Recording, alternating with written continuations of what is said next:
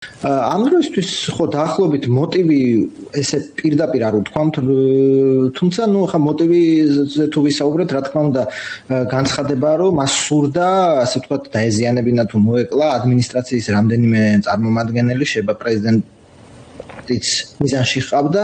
ირანზე უფრო, რა თქმა უნდა, ეს არის ესე იგი პოლიტიკური ზიზღი, ალბათ ესეთი მიუღებლობა ამ ადმინისტრაციის და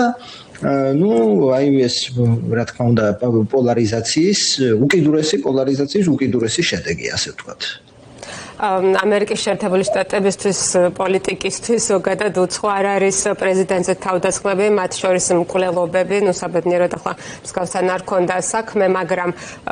უცხო რომ არ არის, ეს არ ნიშნავს, რომ დიდი ამბავი არ არის, ხომ? როგორ შეხვდა ამერიკული საზოგადოება, თუ შეგვიძლია უკვე ვისაუბროთ ამ პირველ რეაქციებზე? პირველ რიგში კითხვები ისმის, რომ მაგალითად ეს მეც პირადად რო წავიკითხე, გამიკვირდა, მე მეგონა, რომ ახლა ამერიკის პრეზიდენტი სადაც ჩდება, იქ ძირითადად არის ხოლმე ხო ეს მეტალოდეტექტორები და ამ შემთხვევაში,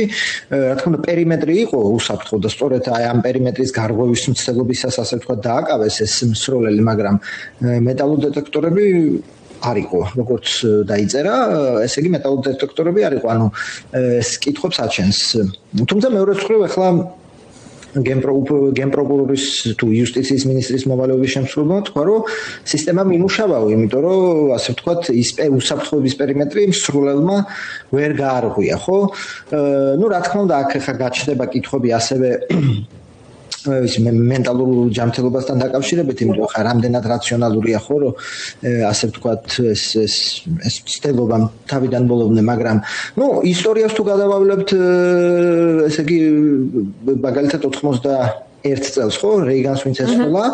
ისიც არ იყო ხო თქვათ, ესე ვთქვათ, ჯანმრთელი და სხვათა შორის იქ პოლიტიკური მოტივიც არ იყო ხო, როგორც ვთქვათ, ჩვენ ცნობილია, მოტივი იყო, რომ მას უნდა შტაბ-ბიჭდება მოეხდინა საქმეებს ჯოდი ფოსტერზე და ამ გზით გადაწყვიტა, რომ პრეზიდენტისთვის ესროლა. ანუ ეს ასე ვთქვათ, სამწუხაროდ ამერიკის ისტორიაში არც ისე იშვიათია, ხო, ასე ვთქვათ. ხო, უსაფრთხოების საკითხებთან დაკავშირებით კითხვებიც არის, ახლა დონალდ ტრამპმაც დაწერა თავის Truth Social-ზე, რომ მოკლედ რაღაც მათ შორის დარბაზის უსაფრთხოების საკითხებიც დგება და ანუ ბევრი ესეთი წვრილმანი შემოდის თითქოს დისკუსიაში, მაგრამ მეორე მხრივ უცნაურია, როგორ შეიძლება ასე უახლოვდებოდნენ მსროლელები, მაგალითად დონალდ ტრამპს, ხო, ჩვენ ვახსოვს კამპანიის ეპიზოდიც, როცა მას თქვია 10 და აბსოლუტურად შემთხვევით შეგვიძლია მტკიცებით ვთქვათ, ხო, ყურთან ჩაუარა. რატო ვერ გვარდება ეს საკითხი, ასე ვთქვათ, ეს კითხვაც ალბათ ფათაშორის შეთქმულების თეორია უკვე ბევრი შემომხვდა სოციალურ ქსელებში, რომ დადგმული იყო. ხომ არ არის რაღაცა პოლიტიკური რაღაც კამპანიაში გამოსაყენებლად, ხო, შეთქმულების თეორია, უწოდე, რომ ხა რა თქმა უნდა არაფერი დამონდასტურებელი ამის არ გვაქვს. როგორ აშუქებს ორივე მხარეს მედია ესეც საინტერესოა, რადგან შეთქმულების თეორიები ვახსენეთ. ხო, ხა შეთქმულების თეორიები უკვე სხვათა შორის მე საერთოდ არ გამიკვირდა, რომ ამ ფაქტთან დაკავშირებით წარმოიშვა, იმიტომ რომ უკვე პირველ ფაქტთან დაკავშირებით უფრო ეს გორდება, ასე ვთქვათ, ხო, ულტრათან ჩვენ ვიცით ხო, რომ ეხლა ასე ვთქვათ, ცოტა განხეთქილება ამ ულტრა მემარჯვენე ფლანგზე, ხო, ასე ვთქვათ, ირანის ომის გამო ტაკერ კარლსონი პირდაპირ აცხადებს, რომ ვთქვათ, ბოდიშ სიხდის, რომ მან ასე ვთქვათ, ტრამპის არჩევაში მონაწილეობა მიიღო და ხალხს მოუწოდა, რომ ტრამპისთვის ხარი დაეჭირათ. შესაბამისად შეთქმულების თეორიები რა თქმა უნდა იქნება. ახლა პენსილვანიაში სროლასთან დაკავშირებით ცოტა რთულია, იმიტომ რომ ახლა როგორ უნდა დადგა, ხო, ყურთანაც და მართლა სასწაულებრივად. ამ შემთხვევაშიც იქნება რა თქმა უნდა შეთქმულების თეორიები.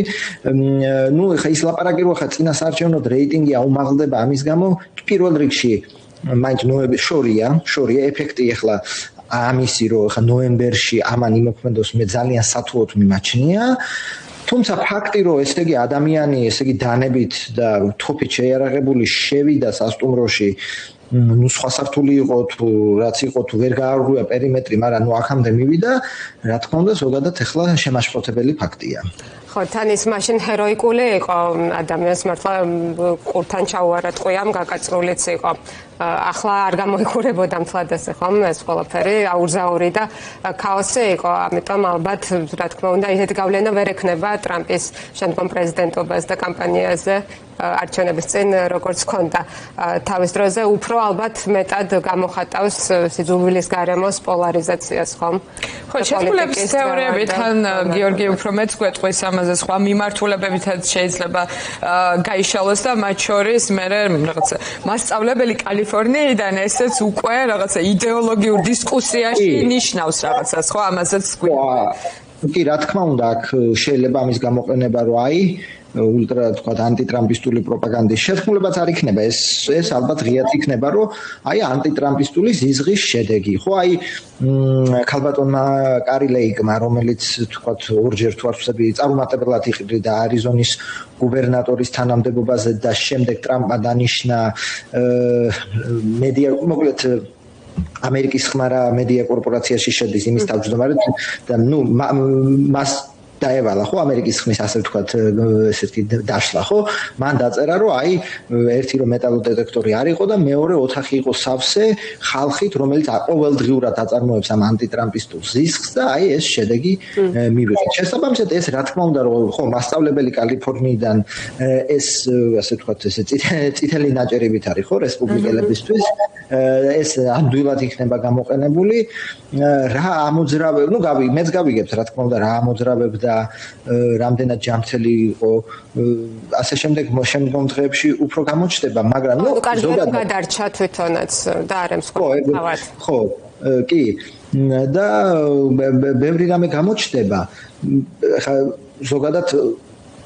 ეს პოლარიზაცია რა თქმა უნდა ბევრ ქვეყანაშია და ნუ აქეთა მხარე ალბათ ტრადიციულად ალბათ დაიწყება რომ იარაღის ხელმისაწვდომობა იმიტომ რომ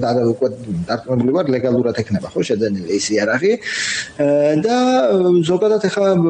პოლარიზება და რა თქმა უნდა ის განცხადებებიც რომ უნდა ასე ვთქვათ ცოტა ტონს დავუწიოთ და ნაკლებად ესეთი პოლარიზაცია დამაზიანებელია ესეთიც იქნება ჩვენ ეს არაერთხელ გვინახავს და შედეგი იქნება ნულოვანი რა თქმა უნდა იმიტომ რომ ნუ ეს არაერთხელ მithქვამს და ნუ პოლარიზაცია ასე ვთქვათ ორივე მხარეს აწყობს პოლარიზაცია იმიტომ რომ უკიდურესი პოლარიზაციის წარმოების შედეგად ასე ვთქვათ შენი ამომრჩეველი ასე ერთი ხმების სამობილიზაციო ინსტრუმენტია ხო ეს ხა ჩვეულებრივი ფსიქოლოგიური მომენტია რომ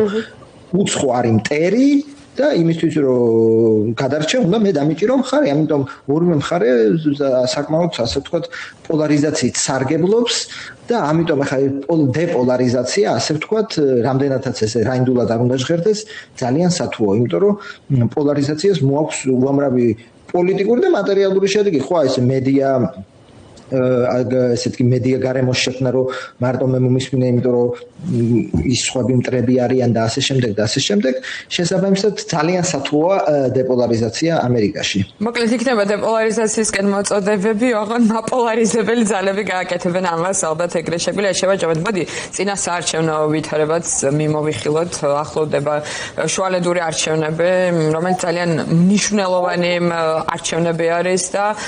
ახლა რასაკვირველია ამერიკის შეერთებულ შტატებში პოლიტიკური ფოკუსი უფრო ამაზეა გუშინდელი მოვლენა ამოვარდნილია რომელიც გახდება ამის ნაწილი რასაკვირველია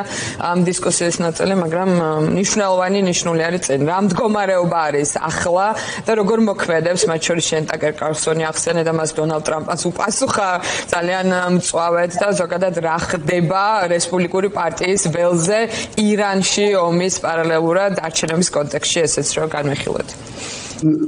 ისტორიულად ხო მმართველი პარტია ამ შუალედურ არჩევნებზე მარცხდება ხოლმე ისტორიულად და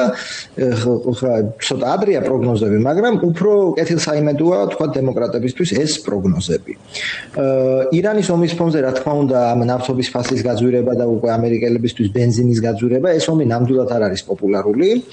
და ეს ომი ასე თქვა ამ წუთისთვის ცოტა მილევად რეჟიმში გადავიდა იმ კუთხით რომ აი ასე თქვა რაც დაბომბვა შეწყდა და რაც ასე თქვა ახლა ბლოკადაშია ჰორმუზის სრუტე თუმცა ნავთობის ფასებიდან ინფლაცია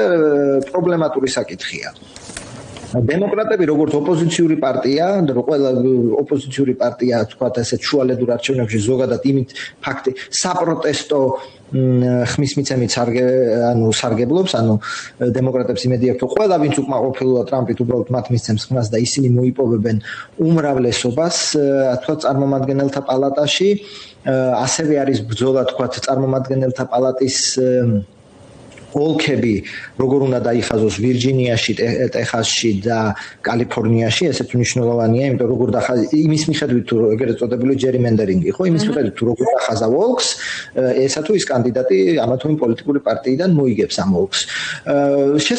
და ასევე ვიტყვი, რომ თუ თქვა დემოკრატები გაიმარჯვებენ, ეს ახლა ეგეც გვინახავს არაერთხელ, ხო, ტრადიციულად ეს იქნება, რომ თქვა